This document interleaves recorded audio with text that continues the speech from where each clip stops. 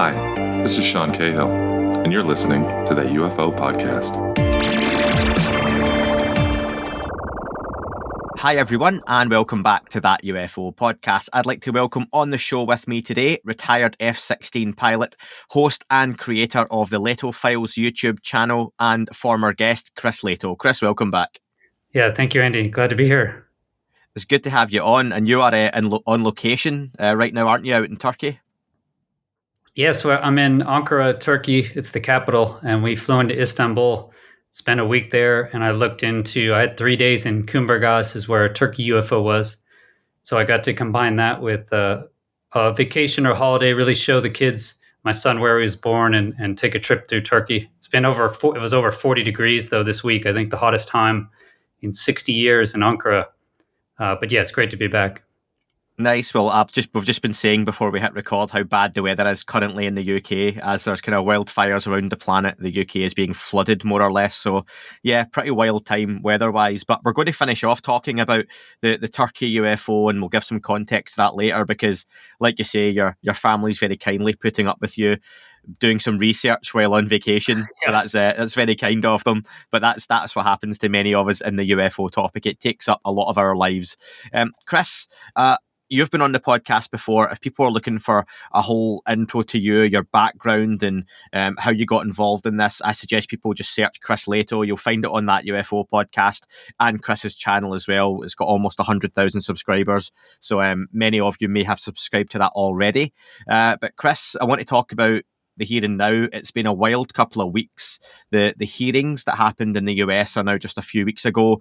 You were very lucky to attend. You flew out to Washington. How was that as an experience?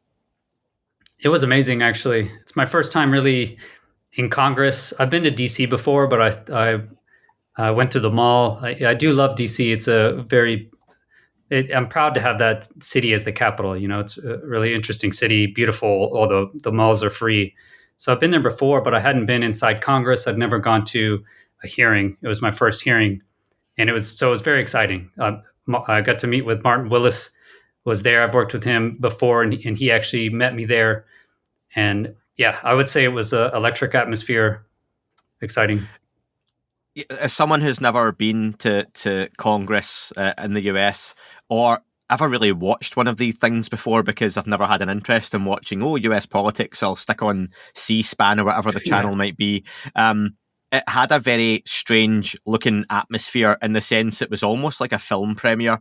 There was all these people queuing up outside, and was that the feeling you got? Was it strange in that sense that there was like an electricity in there for what is a political setting? Yeah, definitely. I showed up the day before to try and scope out where the hearing would be, how to get in, and they were very surprised. You know, there was an aide. He actually didn't tell me which congressman's aide he was. He just gave me his first name, but he actually showed me to the room, and he was surprised at the level of interest. I think everybody there seemed surprised by us being there. You know, by people showing up. They seemed really a little shocked to be how many people were there. You know, they put it in a hearing room, but there was only 30 seats. So we found out the day before there was only 30 seats. And initially I was going to show up at 7 to get in by 10. And that wasn't early enough. You know, Randall Nicholson, he stayed overnight. And then there were people queuing up at 3:30 and 5. So Martin Willis called me at night. Hey, you need to come in. I did not wake up, but got there around 6:45. And it was quite interesting. Tim Burchett, he came, he was there at 6. He came 6 a.m. and walked through the line and said hello to everybody. And then he came again later. I got to meet him when we were waiting outside the room, actually, at around 9 o'clock. Yeah, it was. There were so many people in the line. You know, I met all these people. Danny Sheehan was there. Leslie Kane, got to meet her. That was really exciting. Sean Ryan was standing behind me, you know, in line. I got a picture with him, and Jeremy Corbell and George Knapp, you know, they came down the hall with their film crew. That was exciting. And yeah, there was CNN was there. They asked for interviews with Martin Willis and myself and other people. So it was super exciting. You know, Sarah, she's one of our Discord members. She didn't even get in the room, actually. It was cut off right behind me. And I was the last one to get in the room. She went into the overflow room, and she said it was exciting in there. So even in the overflow room, it was exciting. That was really, the feeling is all these people there. Everyone I talked to was their first time going. Apart from, I don't know about Leslie Kane and Daniel Sheehan, et cetera, but everyone else was their first time being there, kind of like me. You're not going as an ordinary member of the public. You've got a military background, retired F-16 pilot. Were you privy to maybe some extended or different conversations with people who were there? You mentioned Tim Burchett and anyone else. What were your kind of conversations like you were having? I guess I missed a lot of it because there were so many people. It was so busy. If I had to go back, I would have spent more time trying to track people down to get interviews, et cetera. Yeah. We got a tour afterwards, and that was probably the most interesting conversation I had was with the aides. So the Congressman Fry, he's from South Carolina, and Sarah, I just mentioned her. She's up from our Discord, UAP Society Discord. She came and she set up a meeting with Congressman Fry's aides, and so we had about a 15-minute meeting. Just they're taking notes. And basically asking what I thought was the key points coming out of the hearing. And so that was interesting. And they seem knowledgeable. It's not, they're on the oversight committee. What I learned is there's all these layers in Congress, obviously. It's a very busy place. If you can imagine these congressmen, I walked all around, they have their little rooms, and they come from their states. They have to be there 4 days a week. And if you can imagine, they have thousands of, millions could be of constituents. And so they have many topics going on. And that was another thing I took away from the hearings is these congressmen are really busy. The UFO topic is not really even a mainstream topic yet. It's getting there, I hope. But even that, they were giving time to the topic, if that makes sense. So it felt like it was being more of an issue. For sure. And after the hearing, especially, us just being there, everyone asking all these questions, the level of interest, I think just kind of woke Congress up a little bit, or at least the aides that I talked to, the people that were there, just, what is that going on? We can't walk down this hallway because there's so many people filling up the lines. What are they waiting for? So I think it just kind of opened their eyes to this issue. And that was probably the most detailed conversation I had. And my main point was we need to protect the whistleblowers is the main thing. We're not going to get any more information if the government can continue their successful repression of whistleblowers. And David Grusch did everything legally over a period of years, and he's still getting reprisals. He's still getting this leaks in the press. He's still getting attacked, and he did everything legally, and so that's pretty bad. And then if you imagine, I've always been talking about, I don't think we're going to have any true change in America until we can deal with like Snowden, because Snowden he's a serious whistleblower, and his claims were found true in 2 federal courts, and still he's kept out of the US, and that's been proven correct. The NSA illegally stole everyone's information, including all Americans. And he's still out of the US. And so this is, despite what everyone thinks he did, or maybe he released some bad information, the fact that he was proven correct and hasn't been allowed back in, how can we say that we're going to protect UFO whistleblowers, right? And David Grusch did everything legally, and he's still receiving reprisals. So that was my main point to the Congress people is, look, that if you really want to get to the bottom of this, if you really want transparency, then we need to protect the people that are willing to speak out, the people that are courageous enough to speak out.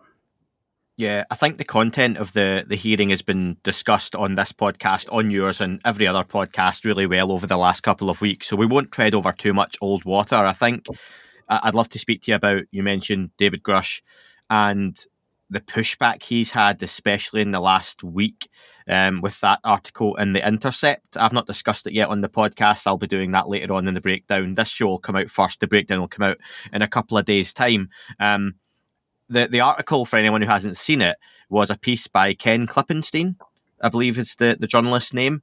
And I think that the overwhelming opinion of it that I saw, in my opinion, it was a very poor taste article. Sort of gutter journalism, where Yes. they essentially used David Grusch's past medical records and his issues he may have had with alcoholism, given obviously many veterans do suffer from PTSD and issues with alcoholism and other things due to what they've done and seen, and other people do as well, to bring that up in an article, especially in 2023 when mental health, well-being, wellness is such a huge topic. It seemed an awfully poor choice of tact. Were you surprised when you saw that article come out? I was actually. I think it's very distasteful. I don't think it really adds anything positive to the whole scenario. For me, it's really just to get clicks. That was really all I could tell from it. And if you look at that, you call him a journalist, but I would disagree with that. I don't think maybe he's a journalist. Much of his stuff is pranks. He's done a lot of trollery. He does troll pranks on Twitter. I'm just not impressed at all. And I think it's very distasteful. And I think in the short run, obviously they'll get more clicks, good. There's no such thing as bad publicity, they say, but I think it really did hurt the Intercept's brand. I hope it did. I never read the Intercept before, but just the fact that they would publish something like that, and then they're willing to take all this heat and they're going to back up this guy. Yeah, I thought it was so distasteful. And apart from that, I really think it highlights the weakness or the weakness in the mental health institutions that we have and the FOIA requests, because that was actually, he found it out through a FOIA request to Virginia. So he was obviously tipped off by someone on the inside, someone that, had some dirt. He's obviously just searching for dirt on David Grusch. Someone pointed him in this direction in Virginia. Yeah. He confirmed that on a Twitter space as well, didn't he? That's not conspiracy that someone tipped him off. He literally said, I was told the dates and times and specifics of where to go and look. And that's something he probably should have kept his mouth shut about and let people just speculate on. But sorry to interrupt, but I thought that was wild that he even admitted that. Yeah, well, I think it's obvious just from reading it, from reading the article, because how would you know?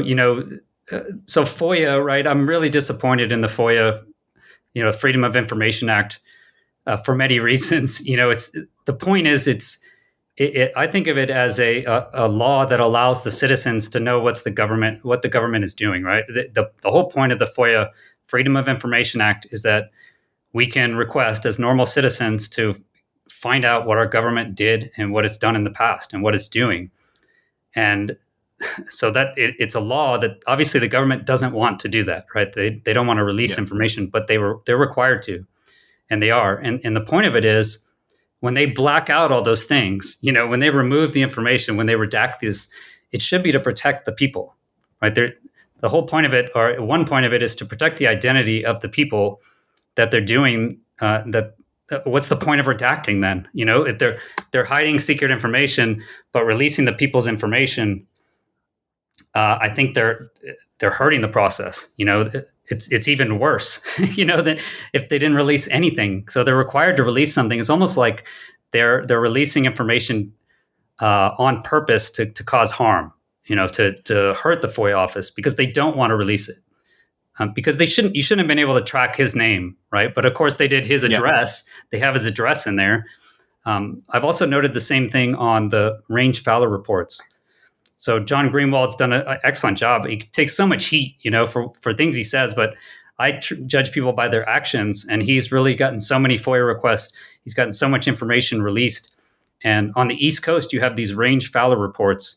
If you remember that, it's in the airspaces, Whiskey 72, et cetera, on the East Coast. When something flies into our airspace and it interferes with training, you actually have to cancel training. Sometimes you have to cancel your engagements. You may have to refly sorties because there's something on the range. Normally, where I was in Phoenix, Arizona, it's on the ground. You have people walking across these bomb ranges, which is extraordinarily dangerous if you think about it. But it also happens in the air. So on the East Coast, they had all these range Fowler reports, basically hundreds of pages, and they cover up some of the information, right? And they say for national security reasons. But the information they cover just seems totally ridiculous. How could the shape of something be classified? How is the shape of something a pilot sees going to give away our national security secrets? But at the same time, and I'm not going to tell people how or what, but you can actually, I could track down who those people were if I wanted to, if I was really dedicated, because they're not doing a good job of hiding the people's actual identifying information, just like this, right? So Freedom of Information Act, it was not created so that we could dig up dirt on whistleblowers like this. It's created so that we can gain transparency on the government. And so, the whole thing is just, you have a troll supposed journalist who's out there digging up dirt through a FOIA request that should not be able, through improper redaction of FOIA requests. So the whole thing just stinks. And basically, it's just a distraction, obviously, right? It's a distraction from what Grusch is actually saying. So now what are we all talking about? We're talking about this douchebag, essentially. That's what he was called. He was a douche around town, is what Elon Musk actually called him. So those aren't my terms. So basically, we're focusing on this instead of focusing on Grusch's claims, right? And that's what they want. You have kids. Yeah. If something's going on, you just distract them with something else. And so I think of it as just a distraction. David Grusch, he's a combat veteran. He's been shot at. Like you said, he's had to deal with these issues, serious issues in his life. He's had friends commit suicide. So I don't think what some troll writes in a paper is really going to affect him. It's not going to hurt him, but it will affect future whistleblowers, or it sends, it's like a warning shot that we're going to dig up dirt on you for future whistleblowers. So, everything that he's supposedly a FOIA nerd, this guy Klippenstein, but just by releasing this information, what he's doing is he's going to hurt the FOIA process, because now they're just going to not release anything, because that's what the government wants, is to not release any information. In this day and age, people read a headline or the first few lines of a news story, and that's the whole story for them. People tend to not click into an article. That Ken Klippenstein himself sent a tweet out saying, "I have been let go from the Intercept," but then followed up with a separate tweet where he hadn't been let go. Major news organizations failed to check the content of the next tweet and reported he had been let go from his job when he hadn't. So, like you say, the guy knows his trolling, knows his pranks, all that kind of stuff. He's a professional troller. Yeah, but do you not think and like you say, it's good to hear you, in your opinion, you don't think this is going to affect David Grusch, given his mentality, what he deals with, his build, his character, his personality. But the general public, who are maybe looking from the outside to this topic for the first time in a long time, or maybe the first time ever, they see headlines, and what they see is the reporting of former intelligence officer or whistleblower comes forward, says we have alien spacecraft and alien bodies. But in the next headline, they'll see, the guy was a drunk and the guy suffers from mental health issues, because that's how these things will be paraphrased and how they are being paraphrased. So does that campaign then work? Because the 0.1% of us who have a big interest in this topic, the people listening to this, the people watching your podcast, they know more of the detail. Whereas the general public, the 99%, just see, the guy's an alcoholic, the guy has mental health issues, that's why he's saying this. They don't dig deeper into the credentials, his past, why he's saying what he's saying, the hearings. And that smear campaign is, as poor as we can see it, for the masses, it works, and it totally discredits for most people these claims. And that's my fear, and it's so easily done. Yeah, I don't think so. I think, and when I started making YouTube videos, it's very scary to publish because you're fearful of releasing your vulnerabilities, But what I found is that we're all very, not similar, but everyone has issues, everyone has issues in the past, family issues, mental issues, health issues. It's just a normal part of life, especially in the military. If alcohol is a huge issue in the U.S. military, I'm assuming in other militaries as well, but it's just part of the culture.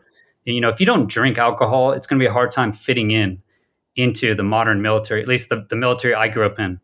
They've tried to change that, but it's so difficult to change.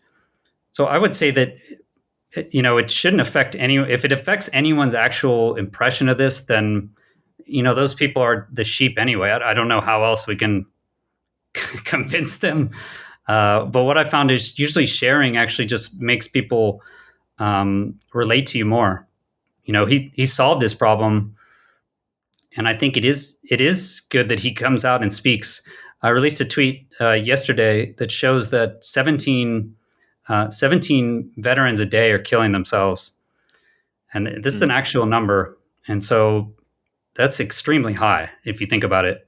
And obviously, it's based off of issues I just talked about. You're putting people in dangerous positions, and then you have a huge culture of alcohol. Alcohol is a downer. I quit 15 years ago. Again, I had an alcohol problem, and I have PTSD. I mean, it's just par for the course. If you talk to any veteran, they're probably not going to share that with you, but most of them probably have it.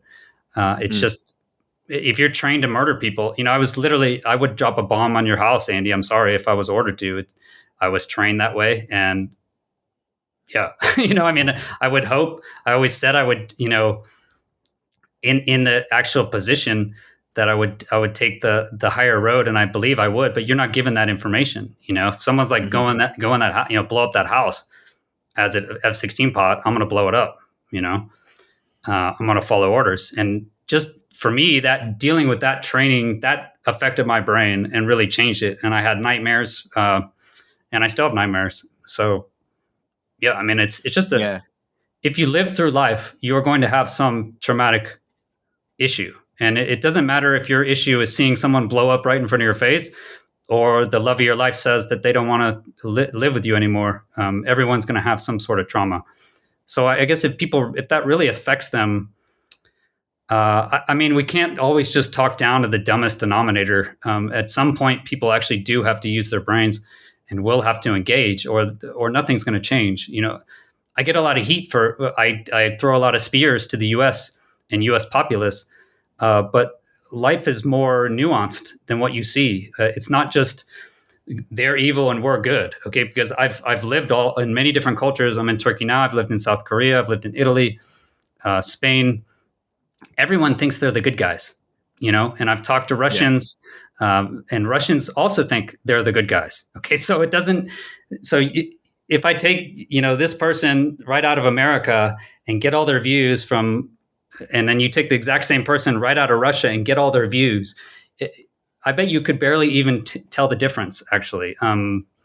If they're just thinking along those basic, just streamline, I only read the headlines, I drink a lot of alcohol and watch football, if that's really your life, then I don't know. I guess I'm not concerned what those people think. Yeah, and it's like you say, some of those numbers, I've got friends who are in the military in the UK, and they've served in Afghanistan, Iraq, Iran, and various other places. I know people who have had colleagues blown up with IEDs, and they were involved in the blast, and they survived, and their friend or colleague, their brother, as they would consider them, didn't. And they almost live with a guilt that they have survived and someone else didn't. So it's a lot, and they've all got various coping mechanisms, whatever that might be. And that's again why I say, folks, and it's just my opinion, you could share something differently, but it was gutter journalism. It was such poor taste. And I think overwhelmingly the response was positive on social media, that even folks who didn't necessarily buy David Grusch's claims very much disagreed with the tact or lack of tact that the journalist in question took with the article from the Intercept. And just to make sure this is clear, I'll ask you directly, do you think this will have impacted other whistleblowers coming forward? I don't know. I hope not. It almost seems like it came from his actual superiors. If I had to guess, in the hearing, Grusch said that he's had superiors actually do administrative action against him. I don't know, because we've already had many of we had the 40 witnesses, right, that he's talked about, that have already been sent to Arrow. They've supposedly talked to Arrow. Many of them have firsthand knowledge of the program. So I think for those people, no, but it may stop them from coming out publicly. Yeah. So where their name is actually known. When you hear about, we have anonymous whistleblowers. And so that does hurt the process. If they're not willing to talk to us, that, to the public, then how can we check that the government's not just, again, keeping all this information secret and not sharing it, which it really does look like Arrow. I don't know. They look very suspect at this point. So I would say, yeah, it probably does affect some from coming out, but in the end, it doesn't matter. I would tell people it really doesn't matter when everyone has issues.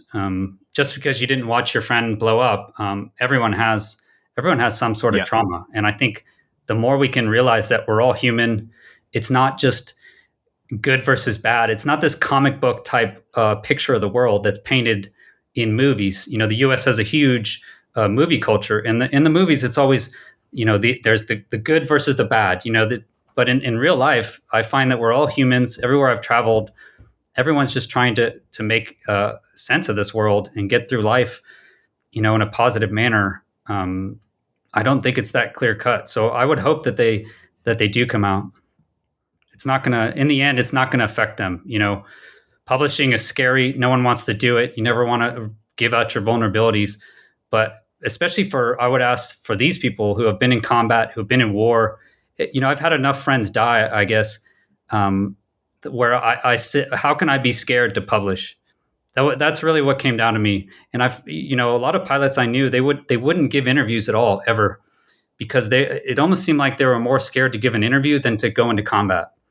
And I'm not exaggerating. I think a lot of the people I know would rather go into combat and get shot at than go on CNN, that's just ridiculous if you think about it. And so at the end of the day, I'm not scared of words. I'm just not. The whole sticks and stones saying, but it's just fear. And if you're really scared of other people saying words that don't really matter, then I think your priorities need to be readjusted, because they're not going to judge you when you die. You're going to be the judge. That's why I think integrity is really, at the end of the day, is the most important thing. And often integrity is doing stuff you don't want to do because you think it's the right thing to do. And I think ultimately that is integrity, right? When it comes down to something and you don't want to do it, or it's something that you're scared to do, but it's the right thing. I think that is integrity. So, and Grusch he defines that for me. I love the way he speaks about it. He's so clear. And they ask him, why are you doing this? And he says, I just don't want to have regrets.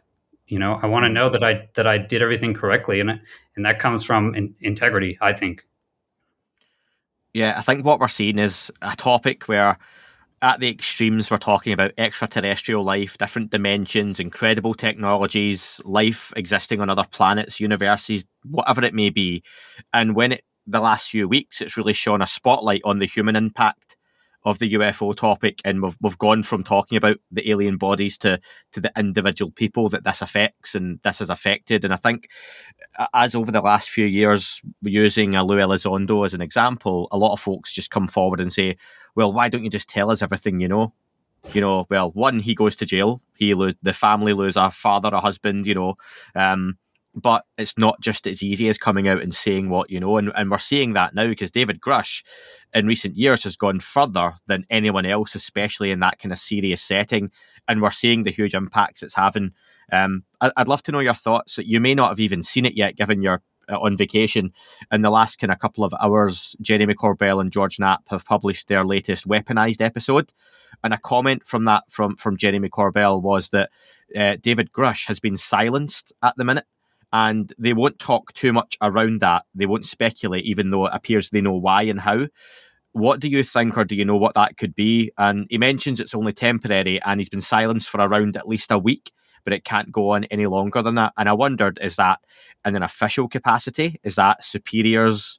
Is that something to do with his oath, or what may that be? Yeah, I don't know. They said muzzled. Actually, I watched that. Muzzled. Weaponized podcast. Yeah, it was a good one. I don't know. How do you muzzle someone? He's mentioned before when he's asked in the hearings, Grusch was saying that I can't do that because there is an active investigation going on. So I don't know if he's been, if they are actively looking into how that was leaked.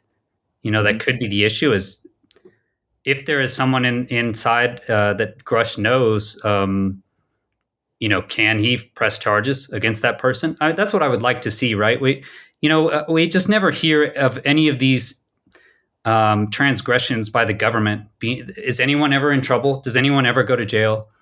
That's my question. Is anyone investigating that? Because they'll investigate obviously into Grusch's background. We have people investigating into Grusch's background seriously, obviously.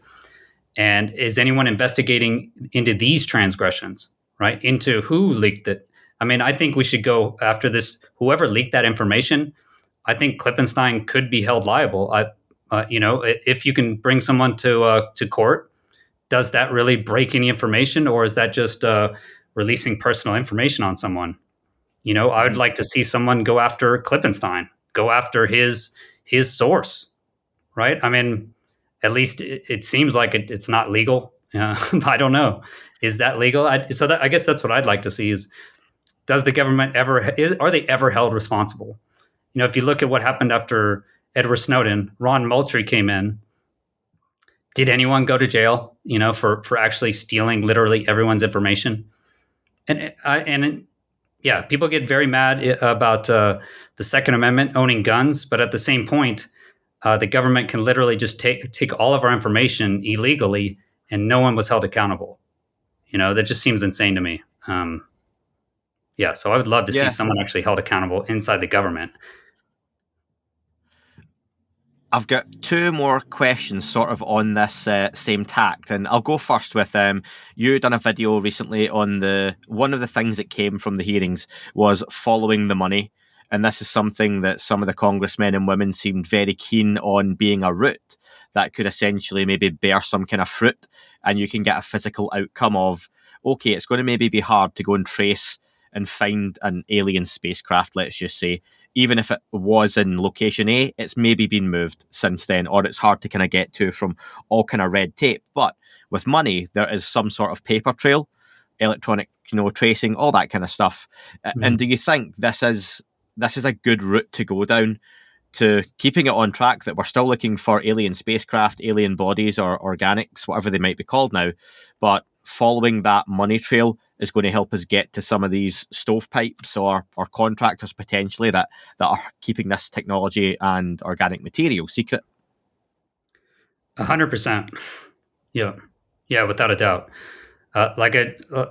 Is anyone ever held accountable? That would be my question. And where does this money flow from?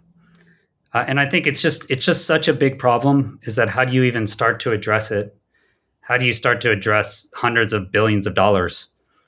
Mm-hmm. Right now we sent, I think last year the U.S. sent $113 billion to Ukraine. And I think Biden just asked for another $24 billion. And they justify that by saying that, most of it's going to come back to the defense contractors, right? We're basically just buying our own weapons and then sending them to Ukraine to use against Russia, right? Hundreds of billions of dollars. Meanwhile, they turn off food stamps, many other things. So following the money is definitely where we need to start, because obviously money I believe money has really just really kept this whole thing going. It's really kept it in continuing for so many years. So yeah, without a doubt, and that's what Tim Burchett has said, is follow the money.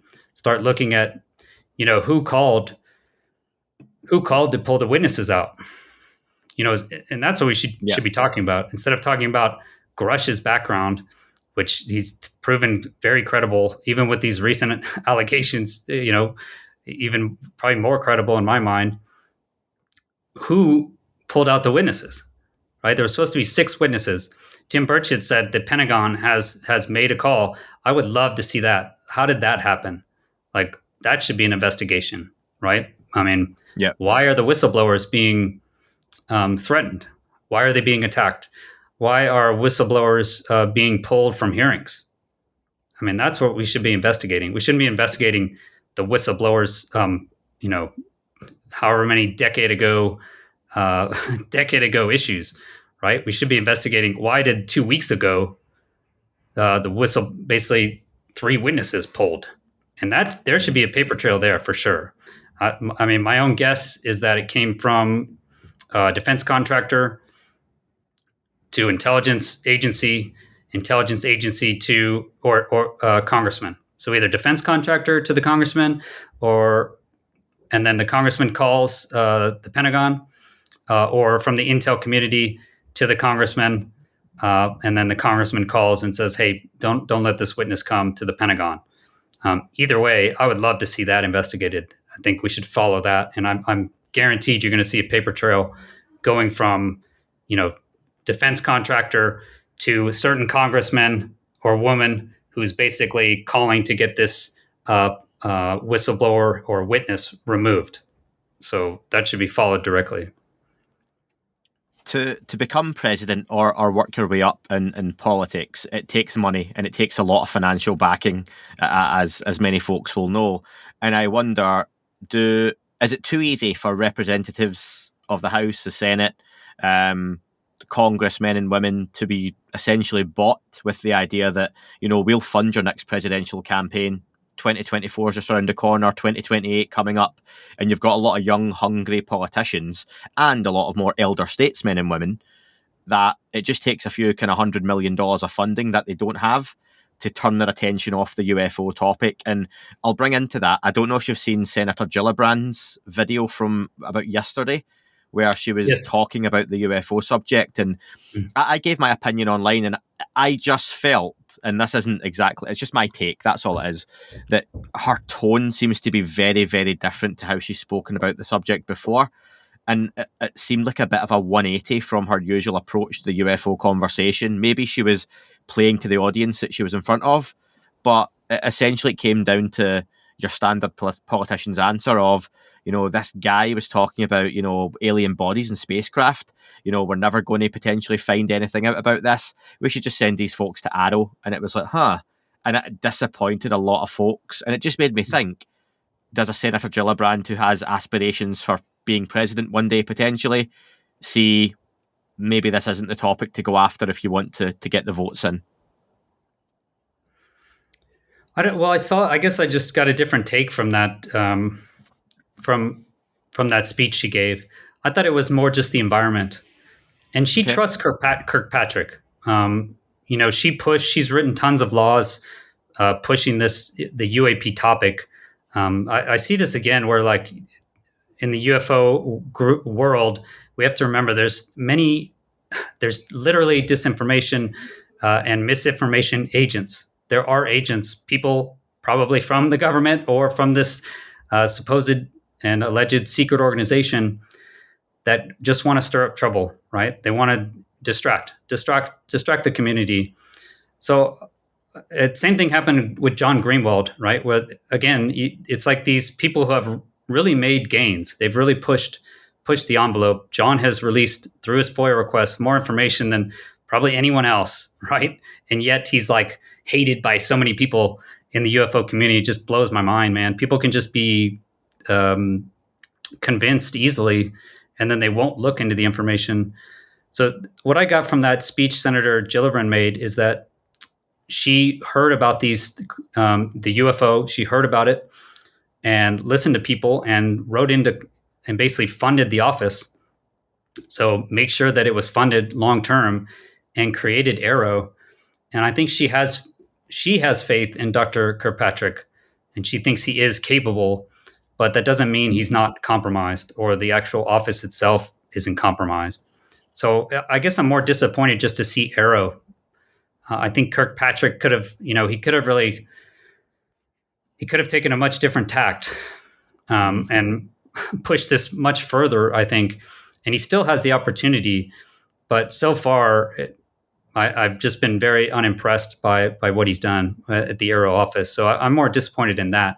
But that was her. She created the office, essentially, wrote it into the law, it sounds like, and it was an amazing law, and created the office. And so the office is there. So at least there's some place for us to go to and to leverage. And as much trash as we send towards, spears that we throw towards Dr. K, at least he's there. There is someone that we can throw spears at. And that's thanks to Senator Gillibrand. So, but back to your question on the money. So from what I just researched last week, is it takes around $3 million now to win a congressional seat. So if you have $3 million and a reasonable candidate, I think it's more likely that these lobby groups, military groups, they will just aim to try and win certain races that help them. Mm-hmm. They're smarter than we think. These lobbyists do this stuff professionally. They've been doing it for decades. They know the system inside and out. And what I learned is like the Armed Services Committee, there's certain committees that really make a difference. And the House Oversight Committee and the Senate and House Armed Services Committee, it's not that many people. It's around 20 people, say, on each. So if it's $3 million to win a House seat and it's $26 million to win a Senate seat, what it is I think if they don't like a certain senator, they could threaten them or at worst case, go like AOC, say they want to remove AOC, they can fund her opponent up to $3 million. And so I think that's how they can use the money as kind of like a scare tactic where, okay, if you're gonna go down this route, then we're gonna fund your opponent up to $3 million, right? So that's one way they can repress information. Or do you really want to wade into this UFO topic? Because if you do, now we're going to fund fully your opponent coming up in this next primary, for instance. And for senators, it's obviously a lot more costly, $26 million, but they do have a lot more sway. And that's why all your defense contracting money, 18 out of the 20 people that received money were on the Armed Services Committee or directly write the law of how much money goes where. Yeah. So like when Biden, when he signs off, when he's requesting Congress for another $24 billion to send weapons to a country on the other side of the world, meanwhile, there's, how many homeless people in the street, et cetera. Really, it's the senators that are on those Armed Services Committee that will make that decision. Are we going to do this? And again, the money just goes back to our defense contractors. So in their mind, it's just going back to America, right? We're furthering our goal to crush our enemy, right? So that's how they justify it to themselves. So money is a huge issue. I think we should definitely start following it and tracking it down. I don't know how you get money out of politics. I think that's really the one thing the Constitution missed. I heard a comment today like Five Eyes is the backbone of our country, and I think that's just a joke. The backbone of our country is the Constitution. And whatever we've layered on, the military-industrial complex has layered on, and that's where the money has actually gone into politics. And so, I don't know. I don't know how you separate money from politics, but it's a huge issue in this case. No, of course. Before we kind of move on to finish off on the Turkey stuff, I just want to ask you then, we've talked about the hearings, you've lived it, you've been there, you've seen firsthand the comments, you've seen the reaction and fallout. Where is this going, in your opinion, right now? If you had to speculate, what does the next maybe 6 months look like? Do we get more hearings? Does it go away, or are we still playing a waiting game? I hope seriously that we have Senate hearings in September. So August is really the month off, from what I understand, in Congress, so they take this off. But then September, when they come back, I think we need to do another push to call our senators, to call our Congress people, and let them know that we need to know this information. It's not about we want to know. I think it's the most important topic that we have, right? You're talking directly to government transparency. You're talking to illegal actions, really. These are not, if these actions are true, alleged by Grusch, and it really sounds like they're true, and he has 40 other witnesses backing him up, then this is a complete overstep of the Constitution. You just can't have these unelected people basically going around and in deciding where all of our funding will go, at the same time lying to us. And so I think Senate hearings is going to be up next. Grusch said he has a hostile and friendly witness list to give to the Congress people.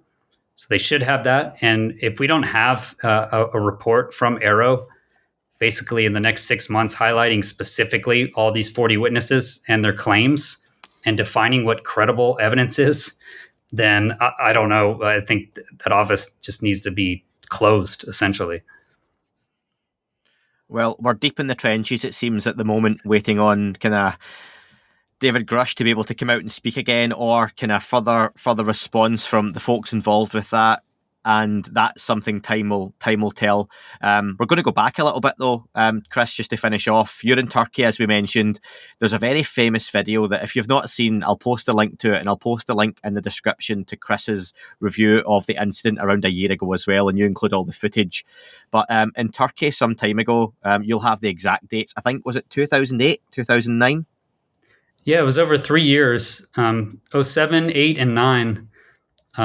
Amazing videos by this guy Yalcin Yalman, and from this site. He was a security guard at the Turks. They have these summer sites on the beach.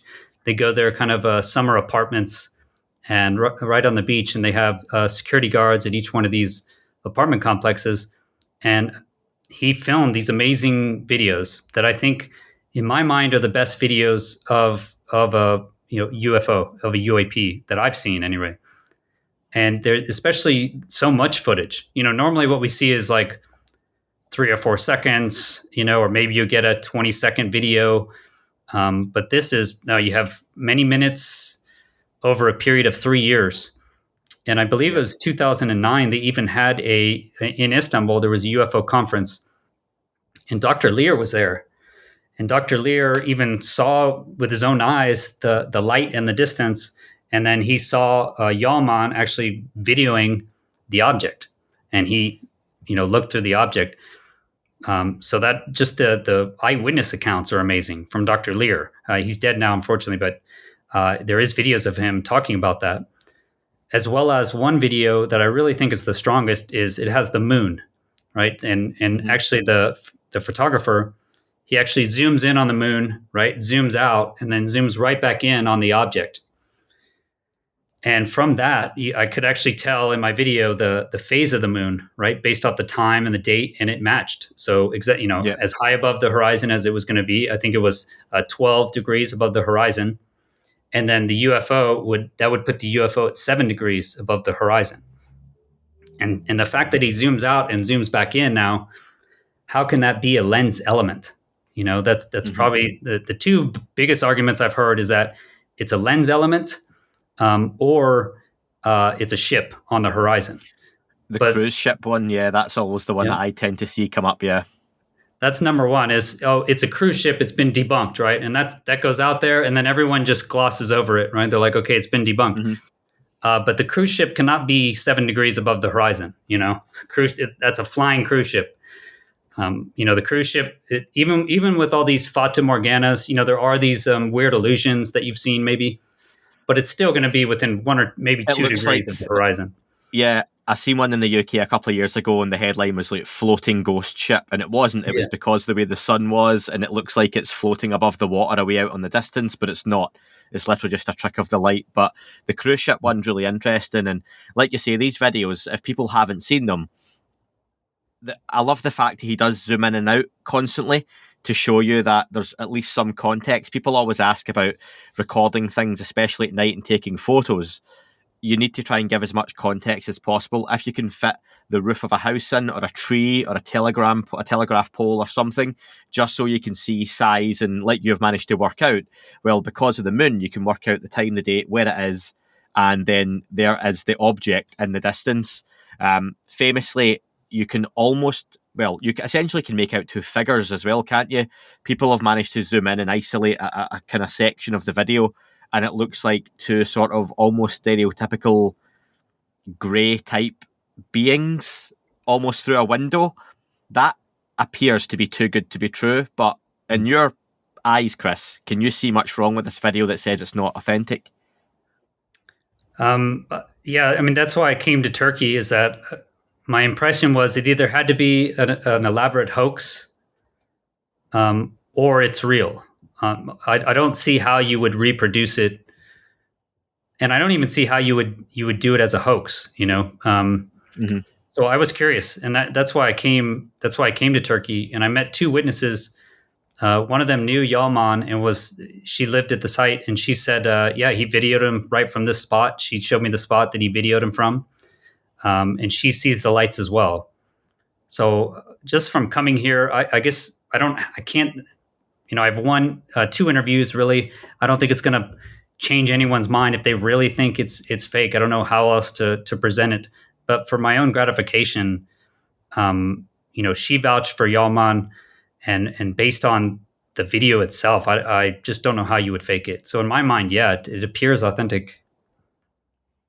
Yeah, I'll put those links in. I can't remember. I'm a member of your Patreon, and I've seen you standing on the spot. Is that just on Patreon at the moment? People can see that picture where you are? No, actually, I shared it on X. Right, okay. I did share it on Twitter. So, I can send it to you if you want to put it in here.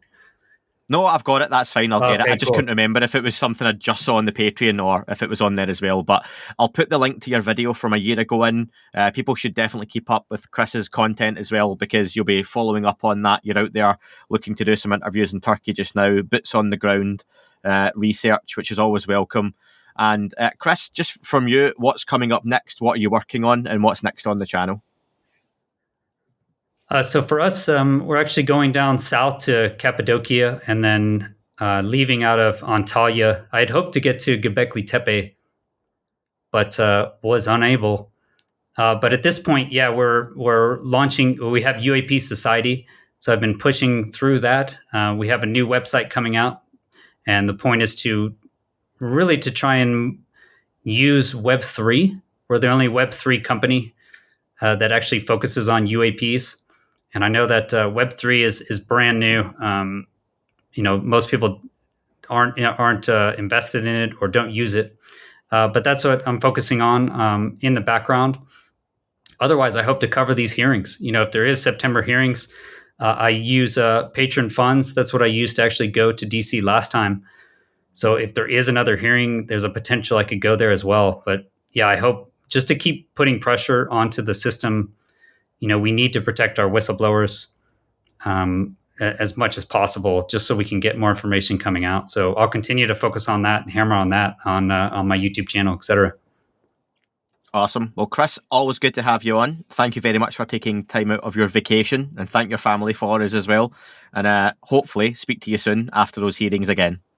Excellent, Andy. Yeah, thank you. Thanks for the invite. Always good to talk with you. That is all for this week's show. Thank you very much for listening. Please remember to leave the podcast a review on your chosen platform. You can like, retweet and subscribe. That would all be very much appreciated. The shows are being uploaded onto YouTube as we speak more and more. You can sign up at patreon.com/That UFO Podcast to access the shows ad-free as well. Please get in touch on Twitter, Facebook, Instagram, That UFO Podcast. Of course, on Twitter, it's at UFO UAPAM. And again, folks, as always, keep looking up. You never know what you might see.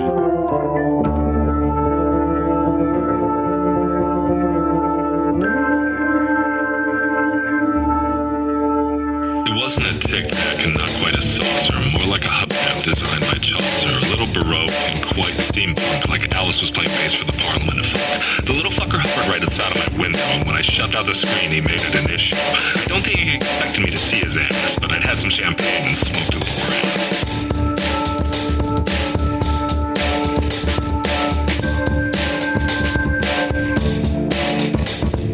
Meditative game of state full on meta. I can't imagine how it could have been any better. I got to the top of the stairs and there he was. Like, you awake? I was about to abduct you, cuz.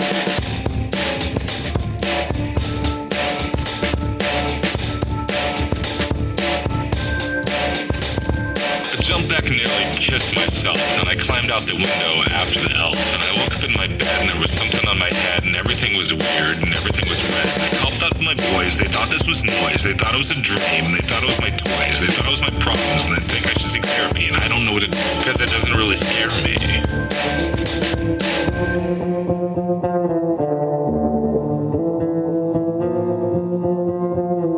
If you really want to know who I think may be, I think it's you and me and us and we and him and her and that and she and that thing over there and what's that, Jake?